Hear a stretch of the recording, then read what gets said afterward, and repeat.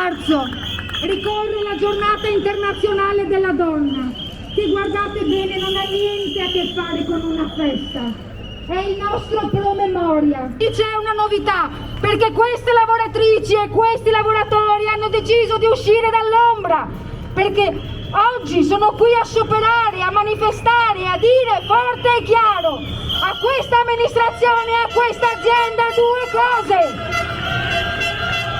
Se volete un confronto serio e costruttivo, vogliamo giocare ad armi pari, ritirate la distetta!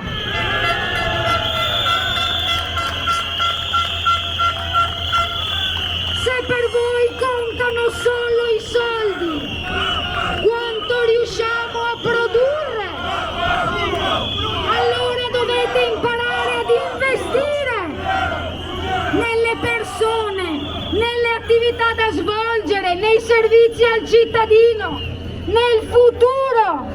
Le lavoratrici e i lavoratori sono qui per chiedere dei piani industriali seri per tutte e tre le aziende del gruppo, che parlino di visione, che parlino di futuro, di sviluppo e di crescita, di occupazione, di buona occupazione, perché sulle nostre coscienze grava anche la disperazione dei nostri colleghi stagionali. Serve un'accelerazione verso un nuovo corso, compreso quello del lavoro, un lavoro più equo. Servono buone pratiche che nel gruppo AVM non abbiamo.